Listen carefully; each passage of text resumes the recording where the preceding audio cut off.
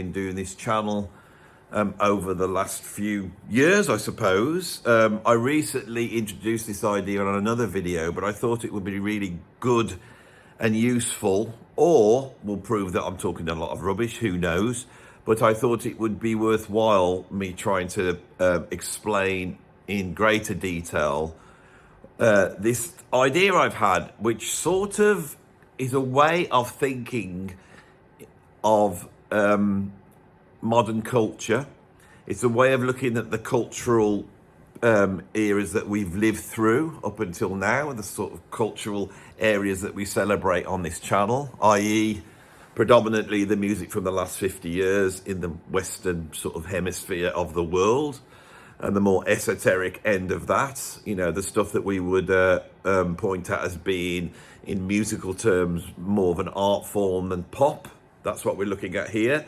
And I think there's an idea that that is dying, that the music industry is dying, that there's no money to be made, there's no careers to be made, and the quality of the music coming out is getting less and less within the framework of my generation and perhaps your generation, looking back at the glory days of the Beatles and Weather Report and Miles Davis and the Mahavishnu Orchestra and the Clash and the Ramones. All of them will throw them all. Even Van Morrison, I would prefer to some of the heinous crimes against music that we hear in the modern pop charts. So that's saying something, isn't it? It's all relative, isn't it? It's all relative. And I think that's a very important point to bear in mind as we go forward with this theory. So I think that when we look at art and music, and I need a word to encompass everything, all the creative things, anything that's creative, poetry, film, whatever it is, I need a word on this video. So shall we call that creative stuff? There we go. There's a good academic term that will get us through here. Creative stuff. So when we look at creative stuff in the 20th century, creative stuff is markedly different to the creative stuff that's gone before.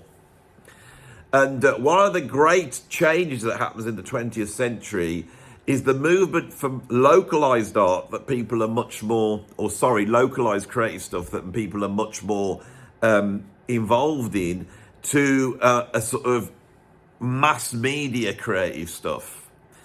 The thing about the 20th century, along with the technological breakthroughs in terms of travel, in terms of health, the other big one is mass media. So what do we mean by this? Well, we can see that human beings advance when they invent language. And language creates a certain type of meaning that may not have existed before language is around. A lot of philosophy is basically the study of how language works and how that works together, and how language determines meaning. So I'm trying to explain this idea to you. I could do it with a little dance perhaps, or maybe I could do some sculptures. But in the end, the best way to get a meaning across is through speech, talking. And so once people start talking and they can communicate much more complex ideas, the culture widens and the ability for human beings to do incredible stuff widens. And it seems to happen just before the dawn of the sort of modern civilization that emerges probably 5,000 or 6,000 years ago. Human beings seem to invent writing. And writing now, you can record these thoughts, which means you can write something definitive down, and then 10 or 20 years ago, you can go and read that and get a deeper meaning going across time, but also space, because you can write something down and then give it to somebody in the old days and have someone run with this thing to somebody else. But you can see the big problem here is the transportation of these ideas is limited. So the great library of Alexandria that burnt down, around about the time of Christ, maybe a little bit before, which my history was better, I'm not too sure. But there was a great library of Alexandria that contained all the knowledge of the world pretty much. And all the books that were in there, they were the only copies because they didn't have multiple copies of books. They just had the one. So someone would do the work, write something down, and then that one, creative bit of writing, or whatever you want to call it, the bit of papyrus or whatever it is, would be slotted into this library. And of course, when that went up in smoke, we lost so much knowledge. And actually, humanity is bound by the fact that we've lost so much knowledge. And it's also bound by the fact that certain knowledge has been able to survive because of all sorts of different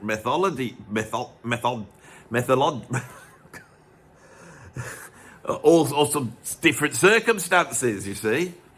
And that is one of the aspects of the esoteric, is the way certain ideas that are not available to most people because of various reasons still survive because they get hidden within other vessels of knowledge. Deep knowledge, so you've got esoteric knowledge and exoteric knowledge. It's all fascinating stuff, this is, right? So the next leap forward is, of course, when printing happens. With the Gutenberg press, now we can print books, which means there's more of them. Rather than having one book, you got 10 books. Now there's 10 libraries with those books in. And as that develops, you can start creating pamphlets. You can start selling books. And you can see that the acquisition of technology and culture, of being able to cure diseases, create technologies, have industry, all the things that we sit here relaxing in because we know we don't have to get up in the morning and just stay alive, is in part down to the transmission of ideas through these things. Now, of course, right from the beginning of time, these mechanisms of transporting meaning have done that in two separate areas. One in the idea of truth, science, what is right, what is wrong, what is correct, and the other in terms of creativity, telling stories, explaining people's emotions. And these are all mixed together. Sometimes they're separated apart, so sometimes they come together. Now, of course, we see from probably the age of enlightenment, just after the Renaissance, to the 20th century, that it's books, newspapers, pamphlets that are really pushing our culture forward. But at the end of the 19th century, we get photography, we get audio recording, and we get film. And we get mass production of all those things. So the 20th century, suddenly, in terms of truth and in terms of beauty, those two aspects of humanity, they now hit the mass media thing. Scientists can now write a paper and then it can be put into a journal and goes around the whole world.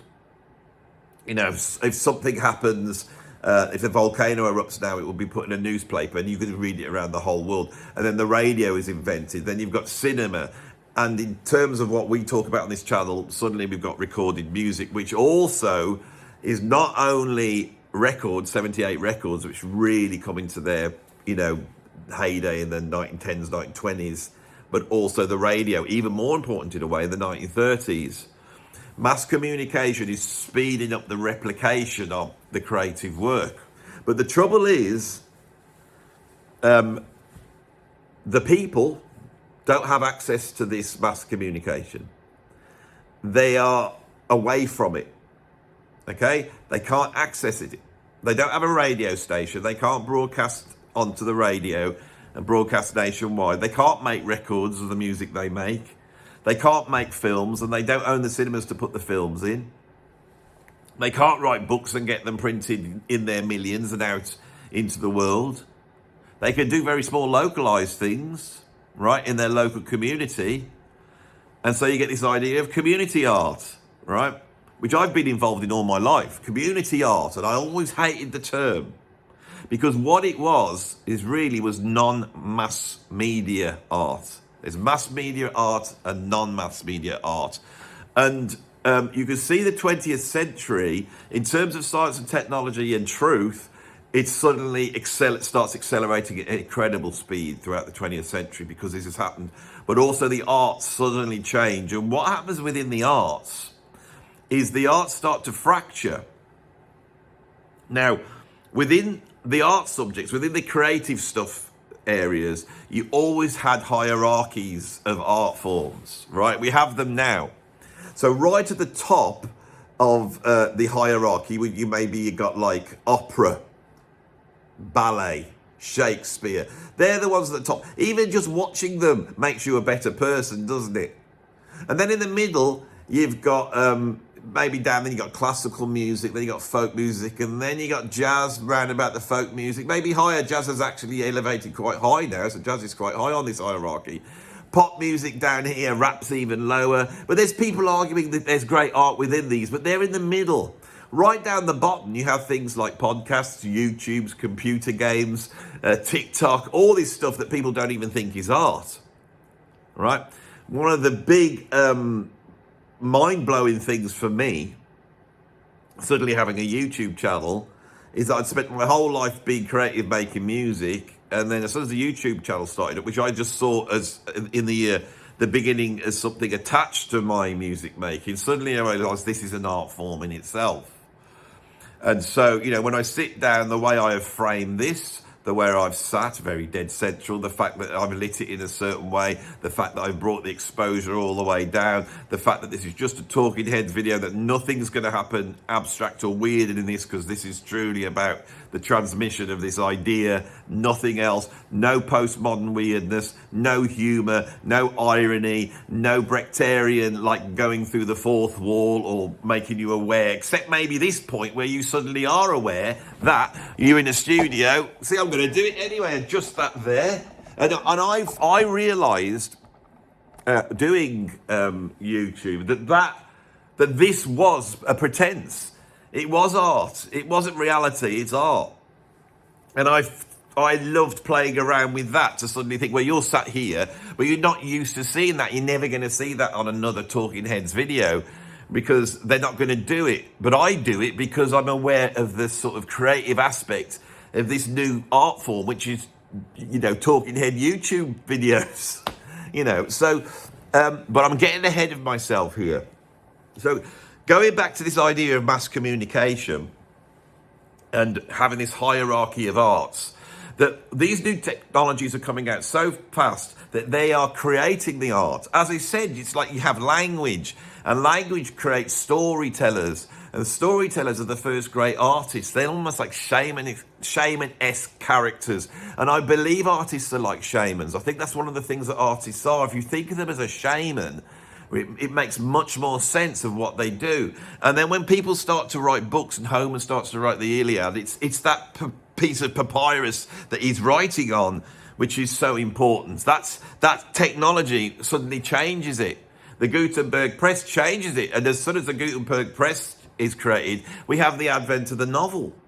And what's really interesting is the first thing that that you have with the novel is the creation of erotic stories like Moll Flanders and Judith, and then this very quickly grows to things like 120 Days of Sodom by Marquis de Sade. It's really strange how technologies often pioneer themselves in the beginning in the erotic, but we won't go there. I'm gonna go away, but I'm trying to get you to see how new technology comes out. These new creative works that are created with that new technology are not seen as being creative whatsoever. They're right down the bottom. Usually they're novelty, and the elites don't like them. The elites go, this is really, really bad. We should be controlling this. It's not right. Only the proles and the common people like this. We've got our opera that we all like.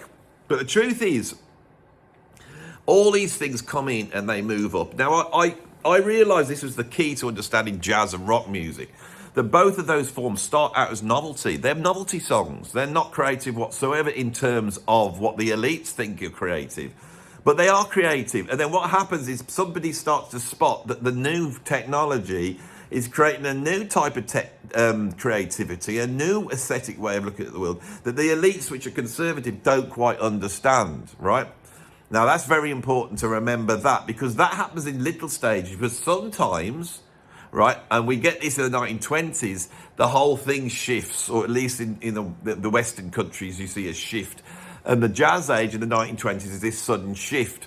And when we look back at that time, if we think of sort of 1915, 1914, people are still in the Edwardian era. You know, women are walking around with big, you know, dresses and walking around with their little umbrellas, and it's all like that. And, you know, it's all like, "You're right, governor," and all this sort of stuff, and horses clopping down. That's how you imagine it all, isn't it? Jack the Ripper's coming around the corner. That's what you imagine. And that sort of cultural epoch we could sort of picture when we think of the Edwardians. Even 1912, people getting on the Titanic. But by 1922, it's all girls in short skirts on the back of aeroplanes that are flying around, and trains plowing through the, you know, jazz musicians playing, and they're doing all high kicks. And, you know, it's all changed. And that period sort of toddles along until we get to the 1960s. And, you know, in the 1955, most people are walking around in suits, and they've got their hats on, and they're doing all this, and the kids look like the adults, and it's all a certain thing. And then suddenly in the 1960s, it's all letting it all go, and we don't have to wear suits anymore. And I used to say this to my students. I should sit there in front of a bunch of 16-year-olds and say, most of you are sat here, when I look how you are dressing, some of you would be completely at home 40 years ago in sort of the hip-hop scene in America. You're emulating that. But most of you rock musicians, we could stick you back in 1972 and you wouldn't look any different. You know, you'd be fine. Right, so you've got to understand, for the last 50 years, and what we're covering in here, we're covering a certain cultural period. And that cultural period had meanings that began in the beginning as novelty, and then they've become the part of the establishment elite, and now we're at a point where it's crumbling. And it's how is it crumbling, and what is it crumbling into? Now, I've thought about this a lot, and the thing about mass communication and the mass media that evolves in the 20th century is it creates what I call the Mount Olympus idea of the transmission of creative stuff. So what this is that obviously in ancient Greek times, human beings on Earth had this idea, because they didn't have that much agency. The application of technology and art, if you really step back and look at, you know, humanity, in a way, it's the acquisition of agency. You know, obviously, before any sense of civilization, we were just animals trying to keep alive. And you would wake up in the morning not knowing if you'd get to the end of the day. You were just trying to get food to eat and stay alive. And as structures come in, we go into sort of a feudal structure, you know, when you've suddenly got the alpha male has now been able to rise right up to the top, you know, and they're sat there with their 80 wives. And you're lucky to have your one wife, if you're lucky, and sit there toiling your bit of dirt that doesn't belong to you, belongs to the bloke with the 80 wives. And then we get the industry coming, you get factories. Now people can go to a factory, so they get their weekends back, you know, but it's still pretty grim compared to what we've got now. How much we value what we have now, and the amount of agency we have, and how much we're aware of the ideas that will take away that agency, that our ability to choose what we want to do without anyone coming along and stopping us from doing it. It really worries me at the moment.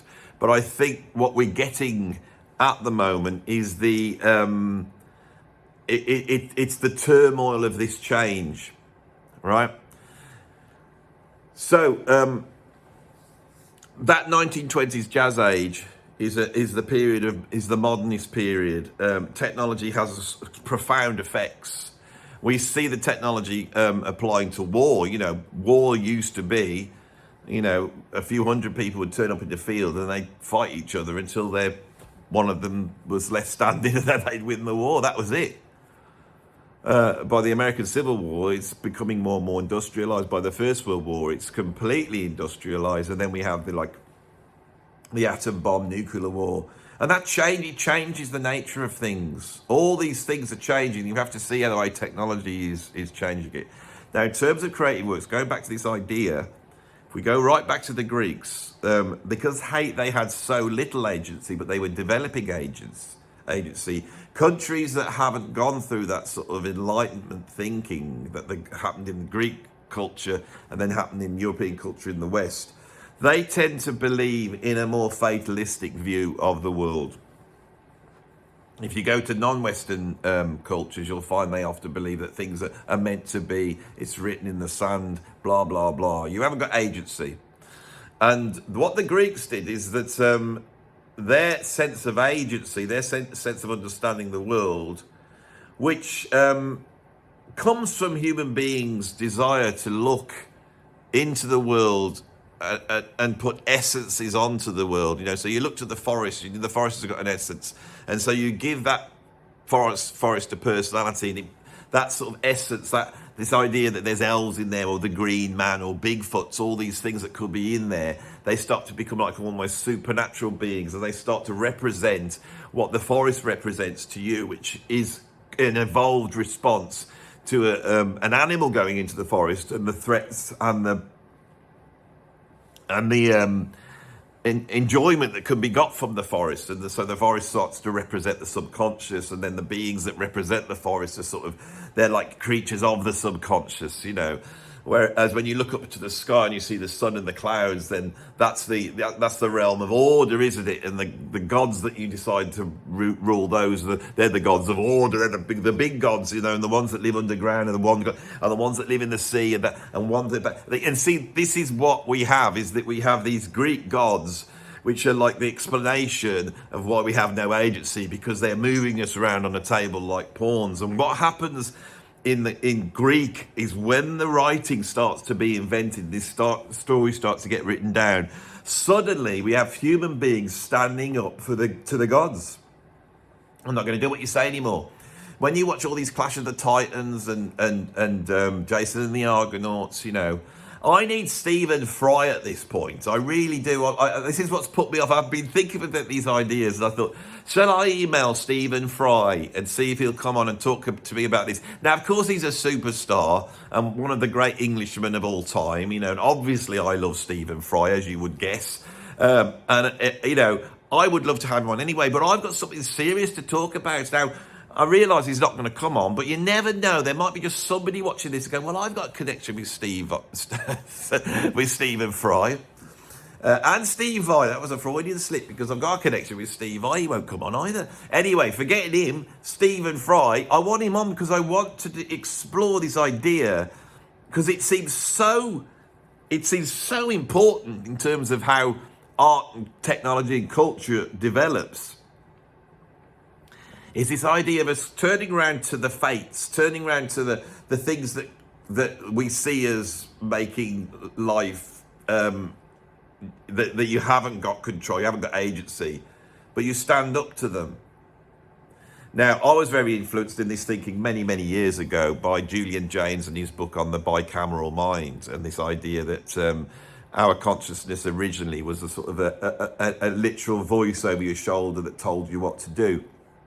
I've done an interview with a philosopher on here, which Rob McCoon, and I've also talked to John Phillips, and I mentioned with the interview with Rob about Julian Jaynes' bicameral mind. But it really influenced me because it gave me an idea. What it did is put on the table this idea of how human beings sometimes have to stand up, and you go, no, I'm not having it.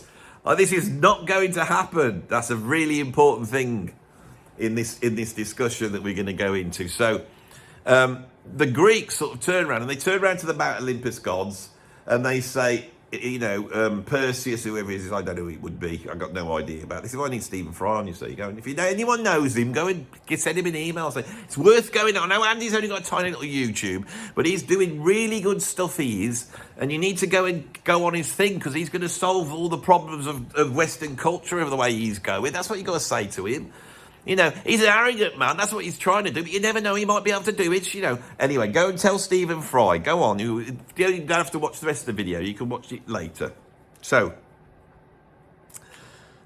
park that idea, the Mount Olympus, the gods, right? Now, go to the 20th century. You've got to have a ton of money. You've got to be part of the elite to be able to transmit either creative stuff or facts through the medium of mass media. And rich people go and buy the methods of communications that are there. So anyone's watched Citizen Kane will know that you had, was it Randolph Hearst? What was that? Was that the name of the guy? This multimillionaire that then bought all these newspapers, and Citizen Kane's based upon that. You know, we've lived through the era of Murdoch, who is now 90 years old, but he's still living, he's still alive, and he's had all sorts of control. Here in the UK, the change to Labour, which fundamentally changed the British constitution, if you can call it that, when the Blair government got in, was because they did a deal with Murdoch. You know, Murdoch really controls who's going to get into the government in the UK, you know. And the reason why he let Blair in is because Blair agreed not to move over to the euro and to keep that idea going, which meant that Europe, where Murdoch didn't have as much power, didn't have as much control over the UK. You know, it's very interesting now that we're out of that. But anyway, that's another story, and these are the things you've got to see. But the billionaires will always try and get control of the method of communication. Obviously, the big one here is the fact that we now have these elites that are created out of Amazon and Facebook and Google and Twitter. And obviously the one that we are told about all the time is Elon Musk with his influence over X, as it's now called. But I haven't got to that point there. We're still back in the 20th century. So let's not get ahead of ourselves. But as soon as you start to think of it like this, you start to see, go, oh yeah, I can see that now. God, yeah, that is happening. That's always happened, doesn't it? Yes, it's always happened. In the age of mass media, the powerful need control of the method of communication. And because of that, it becomes a world which the normal people don't access. Okay? So you have film studios run by these sort of moguls, mythical moguls that were all powerful. We now found out that they were abusing women and doing all sorts of things, but nobody could do it back then because they were all powerful. And then they create within this, and this is the modernist era, which is personified by the film studio. They take someone off the streets. This is the Cinderella theory of fame. You take that person off the streets and they become the face. They are now the face of the mass communication, but it's not about them. They're often incredibly talented and they have more than just beauty. Sometimes they have something else like their voice or their image, you know. And what we then get is the idea of the star. This is obviously happens in film, and there's an actress that came out in the silent era called Theda Bara, and she used to have this big black eye makeup, looked a bit like Robert Smith, and she became the first film star. By 1926, when Rudolph Valentino died, you've got people, you know, following into the afterlife, and people were killing themselves left, right, and centre because this guy had become a superstar, and this never had really happened before. And I believe that every aspect of this method of mass communication. Right, I'm just going to switch my heater off because we have actually got some heating on in here now. And I've got my heater running. It's making me feel a bit sick, you know, because the air's dry. You can probably, I'm like this because the air's so dry in here suddenly. And then I got my fan heater on, and that's also drying my airwaves out. We don't want that halfway through this video of me passing out from that, do we? So, and I've lost my thread now. When you're talking like this, you get up to 30 minutes. I've noticed this, and you need to have a little bit of a gather of your thoughts, and then get back on again. Because of course, I have this idea, but I'm trying to form this idea on this video by going through it in great detail. I can't think like this at home. I suppose I can write ideas down, but I find this is the easiest way of doing it. So if you look at the film studio, that becomes the model of the music industry. You find your artist, you pull them out of the gutter, they have some sort of talent, charisma, or a voice, or whatever it is. And you then farm out like you do in a film studio, because you have to in a film studio. Nobody can make a film, not in 1920. You need it. Cameramen, writers, you know, makeup, you need all, you know, lighting, you know, set designers. And the music industry starts like that. Very quickly, it becomes like you've got your songwriter, you've got your arranger, you've got the musicians in the band, you've got the people in the recording studio, they've got the people who own the recording studio, you've got the artists singing the song, you've got the promoters that will then, get the record out there or get it on the radio. And there's a big mechanism, and every aspect of that mechanism is untouchable for the general public.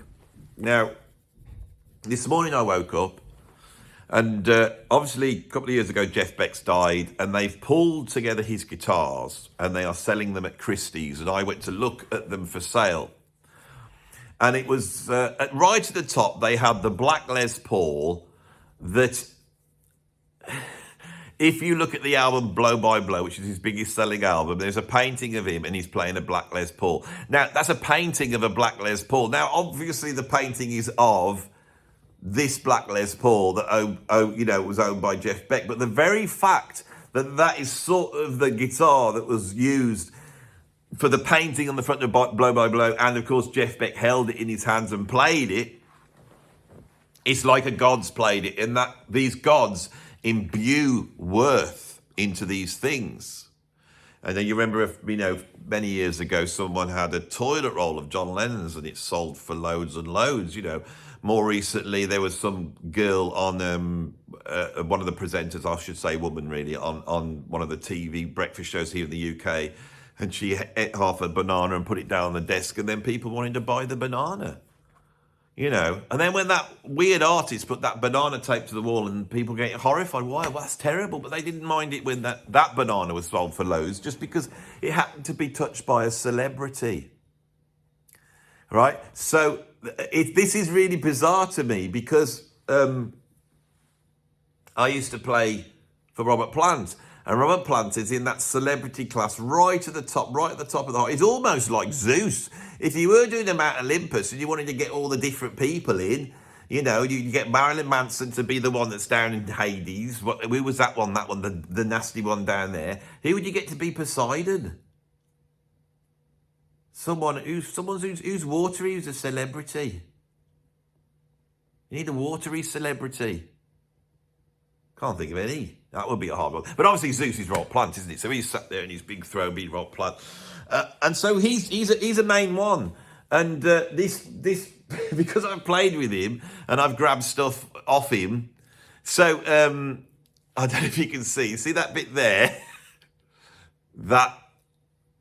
that stand that's in, that black stand there, is out of Robert's home studio. I had no use to it. And he said, "You want that, Andy?" I said, "Yeah, I need that." I mean, it was useful because I needed one of those boxes, but it has been touched by the hand of Robert Plant, the rock god. What else have we got in here? That, could you see it? Where is it? It's just there. Hang on, here. That little cardboard box. I did a video on it. That's that Frank Zappa cardboard box there. That's one of the boots. Now, that's got sort of Mount Olympus value because it's quite rare. Even rare records can get it. It's the scarcity of it and the fact that it's attached to something. If you, say, for example, I woke up in the morning and I screw up a piece of paper and stuck it on my desk, and when I looked at it, it looked exactly like a dog. And that's really rare. You go, well, that's weird. It looks just like a dog. Look, you say to your wife, that looks like just like a dog. You can't then go, brilliant, go and stick it on Christie's and sell it. It's not that type of scarcity. It has to be attached to someone like Frank Zappa or Robert Plant to have the value. I'm trying to get you to see how much the value of art and creativity is linked to this idea of celebrity. And it's not just the celebrities. If you go to Abbey Road, you're in Mount Olympus. When you walk into the concert hall, you're at the gates of Mount Olympus, and the gods come down from Olympus, and the lights go up, and the smoke comes out, and then your Taylor Swift walks out, the goddess of our time. And everybody screams just to be in the very presence of that person. And all of us who's worked in the industry, the first time you met somebody famous in that thing, it was like, oh my God, I cannot believe this person's here. I cannot believe it. And then you meet somebody else. And after a while, that actually wears off because you realise you're just dealing with normal people. And that first shock when you saw them and you think, oh, I didn't expect them to be that small, or they look a little bit more tattier in real life. All that realization that you have is the realization that you should go with. All right? The mechanism that I've described changes in the 1960s, because the mechanism before the 1960s is that film studio. It's actually about Mount Olympus. The most special thing you could have done was walk through the gates of MGM. And we watched those 1940s, MGM films, and they've got, Stuart Granger and Cary Grant and Rita Hayworth, and then you see them all together and you go, oh my God, it's Mount Olympus. The rock and roll changes it. Rock and roll brings in with it this idea of almost like a Nietzschean prophet, like Zarathustra, coming down from the mountain and speaking truth. The stars that come like through Bob Dylan and Jim Morrison and Jimi Hendrix, they're different to your John Waynes and your, Humphrey Bogarts.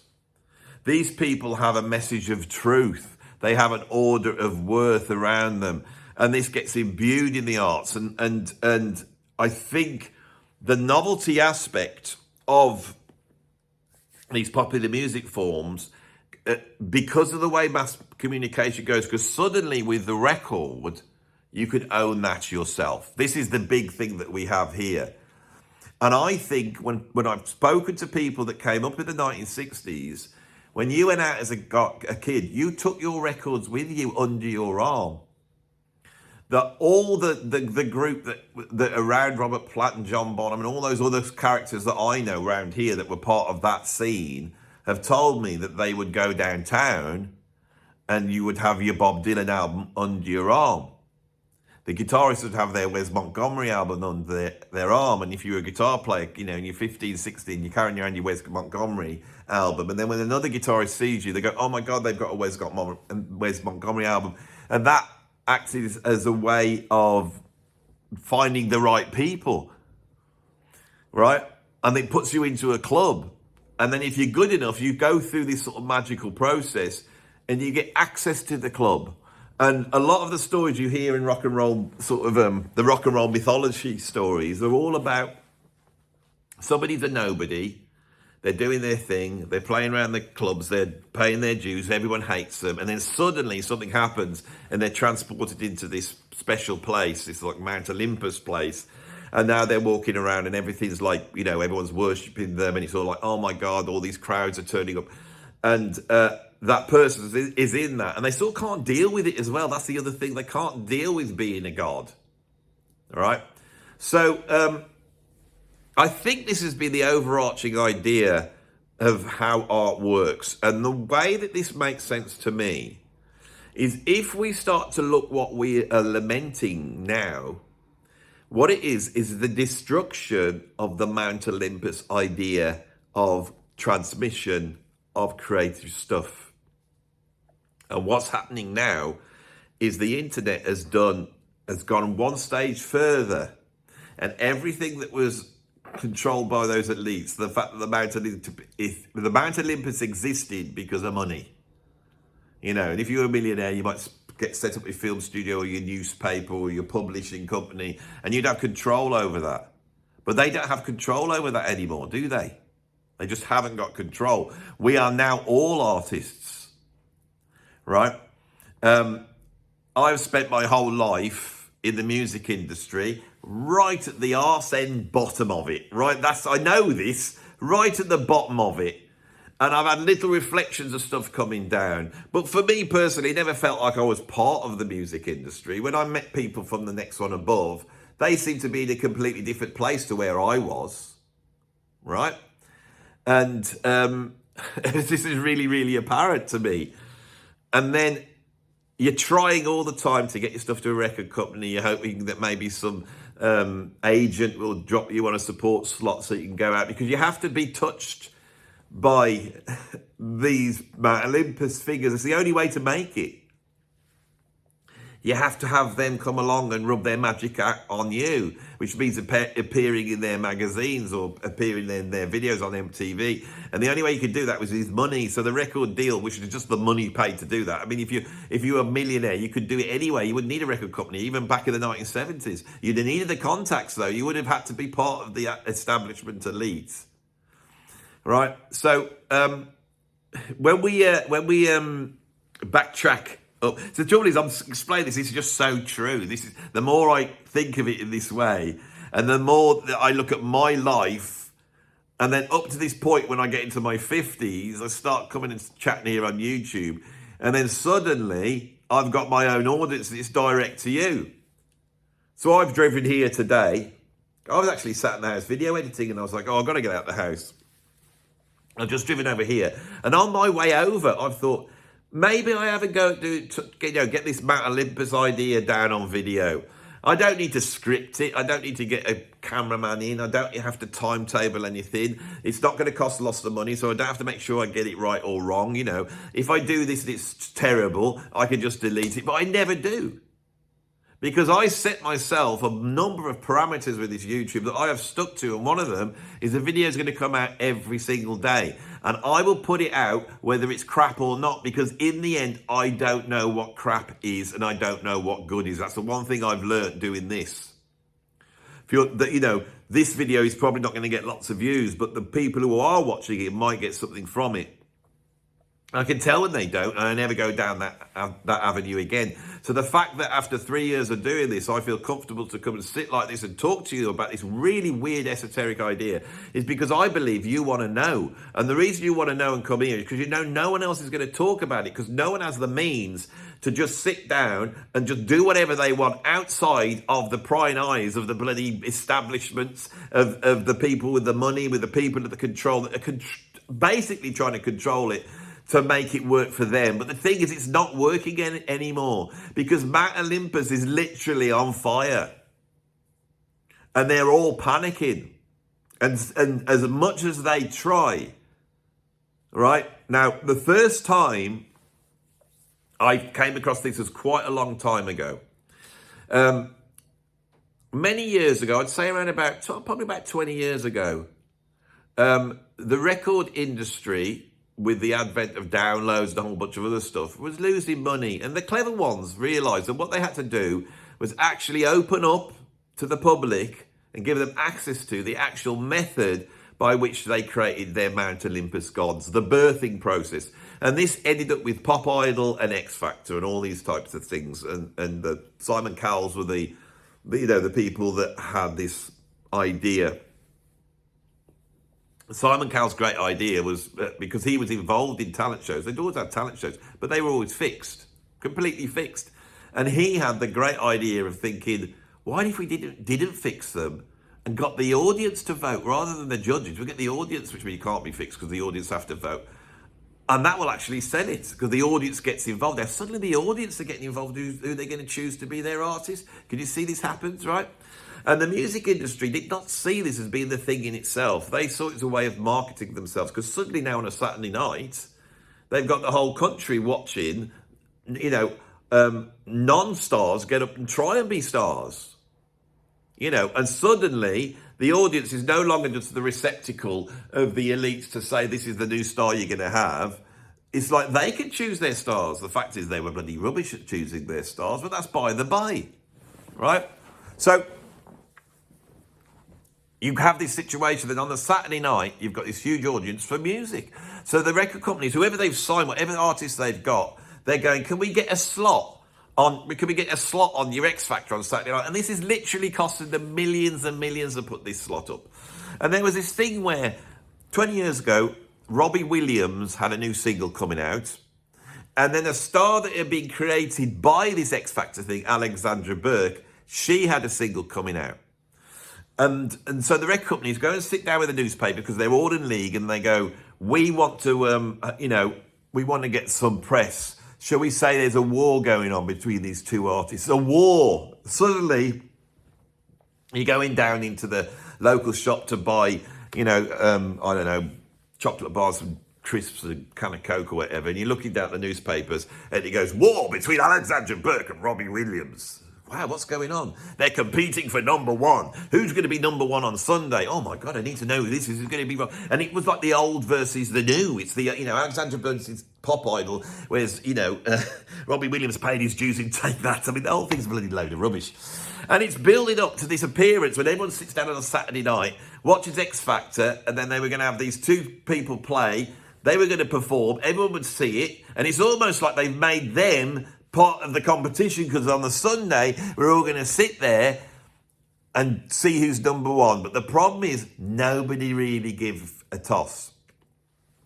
We can't remember who went to number one. It could have been Robbie Williams or Alexandra Burke. It's definitely one of the two of those.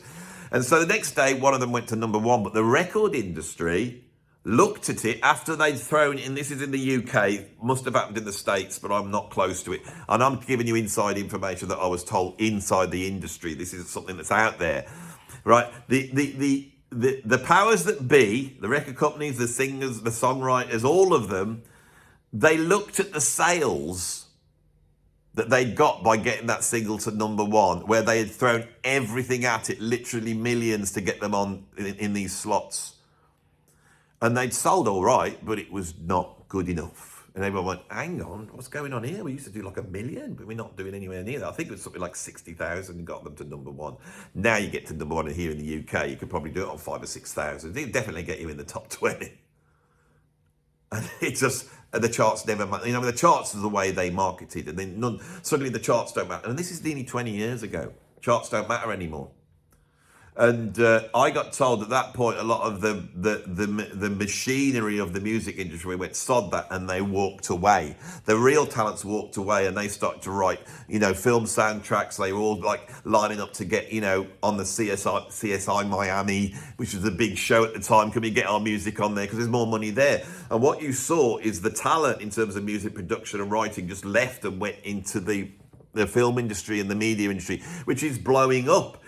And very soon he's going to turn into the internet, you see? But that's 20 years ago. Now, if you can imagine that scenario and you go forward to where we're at now, that leeching away from Mount Olympus, because that's basically what happened at that point. It's been happening all the time. And what X Factor did was hand a little bit of the process back to the audience, a little bit of the process back to the audience, right? And that has been going on. And we are now at a point where the very creative act itself of making music, the very heart of it, which is where you've got to sit down and learn your theory and learn to play your instrument, and you've got to be able to sing and all that, that is now going. I could talk you through how this has happened. I could go through the idea of downloading, going to streaming. I could go through the fact that digital technologies created home recording, so people didn't have to go out there, and then virtual instruments and meant that you didn't have to have real instruments. The fact that you've got now autotune, so you don't have to be able to sing, and all these things, everything that made it esoteric, everything that made it like the Mount Olympus has been taken away by the technology. 120 years ago, whatever it was, the technology was emerging that was grabbing all this in, and it was false. This is the whole point. That was false. It was false. This was like the first blip. The mass media thing, the thing that Marshall McLuhan was talking about, that was false. And now it's been handed back to the public. And you are watching this, you can go and listen to whatever music you like. And now you've got AI, you can go and create the music you like. You don't need the artists anymore. People think that AI will replace the composers. That's not what's going to happen, or the performers. What's going to happen is you lot who are watching this, who love music, one day we'll go over to Udio and you'll log in and you'll put your prompts in of all the bands you like, and a track will emerge. And even though that track's crap, you will feel the joy that the artist has of going, well, I was involved in the creation of that. I'm now in Mount Olympus and this thing's coming back. It sounds like Mount Olympus. It's really good. Now, I'm an ugly bloke and I can't sing, but I could be a beautiful girl that's got loads of charisma. AI create a character, bang, brilliant. Now, let's make a video. What could this girl be doing? I don't know. Maybe she's like, could she come out like of a shell, like Venus in that Renaissance painting? She comes out of the shell, but in her eyes she's got lasers, and she starts to fire the lasers all over the world, and she's killing all the mainstream pop artists, and they're all running like mad. Even Taylor Swift, Adele, but Ed Sheeran, they're going, shield me from the beautiful beast from the sea. This is our Poseidon, you see. Poseidon is an AI. It's the new one. I knew it would all make sense in the end. And she comes out all beautiful, with all those little babies that fly around going on, she's sitting in this shell, their hair's all blowing so you never see her naughty bits. And she's shooting the lasers. She's shooting them at everybody. And she was going, they're coming for me. And bang, Sheeran's gone. And then she looks around. Where's Adele? I'll get that Adele. Bang, Adele's gone. Where's that old bloody P. Diddy? I have him. And they all just give him up, don't they? You all can have Diddy. Gone. Now, where's that Swift? And Swift stands up. I'm the main one. I'm the goddess. I'm the Venus. I was the Venus created. I knew I'd gone too long on that one. Oh, you're going to trip up. You don't know how bloody hard it is doing this. It's like surfing. Once you get on the thing and the truth starts coming out. When the humour comes in, the truth's coming in, because that's what makes it funny. This is true. AI will create this Venus-like creature that will emerge from the watery subconscious of the great public that's out there, the great sea of people. And she will come out with a beautiful body, with the naughty bits, and then laser eyes, and she will just start knocking it all out. And then the public will be going, yes, brilliant. Last year, the elites, the establishment, they don't like Donald Trump. He's messing around, whether you like him or not. And I'm indifferent to him. Well, maybe I like him. I don't know. You can make your mind up. I know a lot of you hate him because there's a lot of intelligent and clever people that watch this channel. Very intelligent, clever people. They don't like Trump. But there's no problem because the establishment elites, the Democrats, right, with their fingers in Epstein Island, Clinton and all the dodgy stuff that they've going on, Biden and all that. It's just as dodgy as Trump. It's just, Trump got to power because when he stood next to Clinton, who was bloody, Hillary Clinton's as corrupt as he is, and that was pointed out by, by Hillary, he turned around and goes, yeah, I know. That's how I can undo it because I'm a part of it. And the American public, the vast majority of them are in that little liberal and middle-class elite, right, the top-educated elite. They turned around and went, whoa! I've nicked this all off Dave Chappelle, bloody genius, when he did that on Saturday Night Live. Go and watch it. But never to worry, we've got Jennifer Lopez, and we've got the other one, Beyonce. We've got Eminem. We've got the lot. Just get them out and tell the public what to do. Just get them out, Olympus gods. They'll tell everybody what to do. So they all came out. And it was like, don't vote for the orange man, vote for the other ones. They're the nice ones. And for the first time ever, the American public went, I don't give a toss. I mean, look at what Diddy's been up to. Look at Jeffrey Epstein. They've all been going over there. I don't. And the fact is, the very faith in the gods. Like Perseus standing up to Zeus and saying, no, I'm a man and I will do it my way. And Zeus goes, no, you will love me. And they'll go, I love you, but I'm going to love you on my terms and I will have my own agency and I'm going to ignore you. That is the power that powers the lasers of the evil AI Venus coming from up the sea, from the seas, right? That's the power. It's the power of normal people. And they went, oh, sod, this can't be asked anymore. They're all dodgy. Look at them, they're dodgy, aren't they? And then they all started to whimper a little bit. Oh, I don't know what to do. And then suddenly, all their houses set on fire. And all of the houses set on fire because the people right at the bottom of the pile, all the homeless ones, are almost like those creatures, the Morlocks, in War of the Worlds that live in the cave. They all came out and set fire to it all. Right? And then the from the sea came the winds. It wasn't laser eyes, it was winds, 70-mile-an-hour winds. Oh my God, I can't believe it. James Woods has lost his house. Oh no, he hasn't, has he? Yes. Mel Gibson's, his house burnt down. He's got about 6.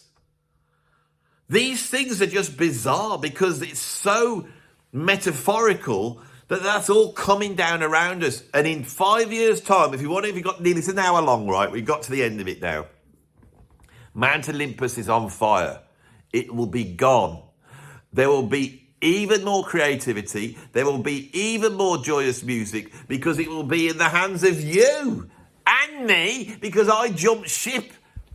You know, me being at the bottom of it. Oh, I'm sick of being at the bottom of it. You know, looking up to all these people. They've got a good gig. Oh, my mate's bloody got the gig with Sugar Babes. He's out there doing all that. That's me. I'm in a bloody pub tonight playing Oasis songs.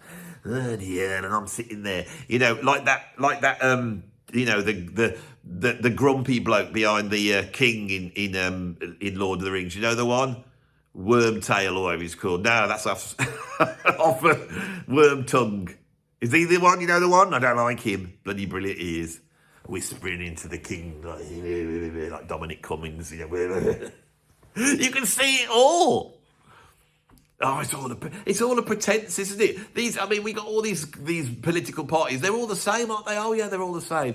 What agency have we got? We got none. How do we get our agency back? We've got to just get it back ourselves. And then the agency going, oh, my God, they want to get it back themselves. Just do something about it. What? Just put me in prison or anything. Like, how? We can't. We'll just make up some laws. Just get them away. Get them away from me. I don't like it. These normal people going around having agency. It's absolutely terrible. What if they just start doing their own thing? They might stop reading our newspapers. They might, and then once they stop reading our newspapers and watching our TV and doing all this, how are we going to be able to brainwash them? You know, where's the stars? The stars aren't working anymore. Oh my God, what are we going to do? I don't know what to do.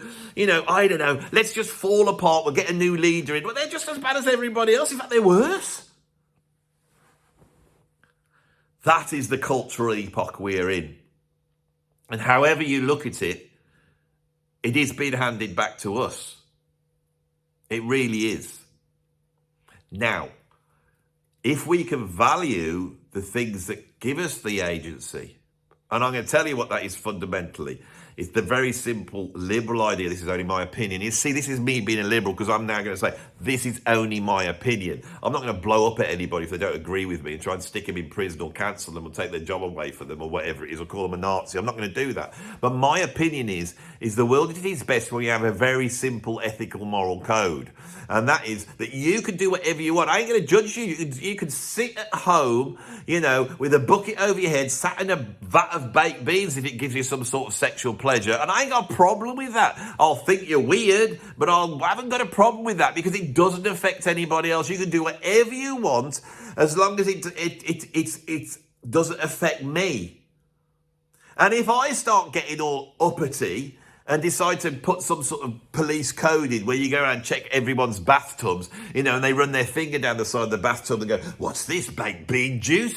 Definitely baked bean juice. What have you been up to? I didn't mean to do it. I didn't need to do it. It wasn't hurting anybody. I don't care. It's not right. In my absolute moral code, I don't like it. And you're going to prison. Please don't send me to prison. No, you were there. You go to prison. But all they do is go in the beans. I don't care. You can go with all the dodgy people and do all the bean stuff in the prison next to all the doors and die. Then see what it's like when people start doing that to you. I wasn't going to do it anything. I was going to do it to myself. I just didn't quite like doing it. It wasn't hurting anybody. It does not matter. That's the principle that on which liberalism is based. You can do whatever you want to do, but once it curtails what someone else is doing, right? Now, the thing is, the poison that's got come into this is the idea of offence. That there are definite things that are bad, and they definitely cause an offence. And so if you are just talking about something, you impinge on the liberal rights of that other person because by offending them. This is basically what the bloody cultural war is about at the moment.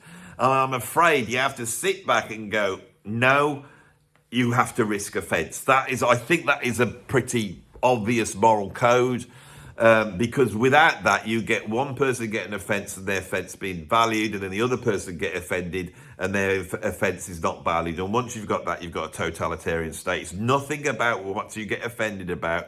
Because some of you will be jumping and go, what are you saying? What if somebody gets offended by this special thing that I think is bad? Are you saying they should be offended by that? Yeah, I am, I'm afraid.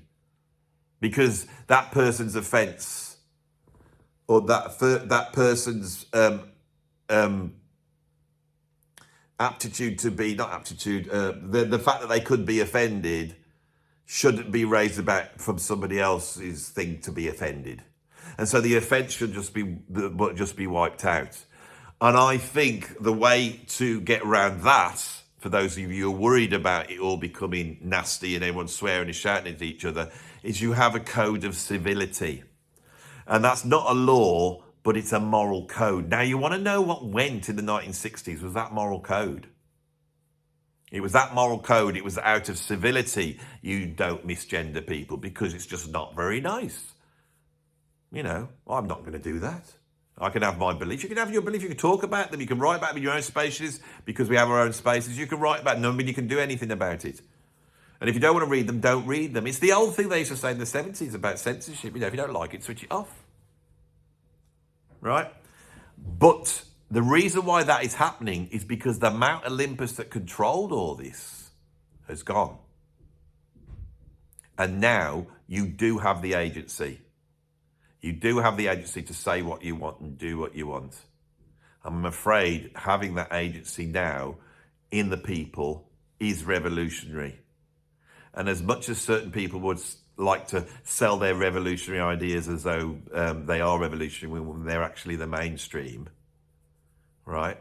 I think we have to be aware, because I don't think revolutions are a good idea, to be honest. So we need to be civil, kind. We need to talk about love, but we have to be aware that we, the people, now have the means of communication in our hands. Thank you for watching this hour-long load of nonsense. See you on the next one. Bye.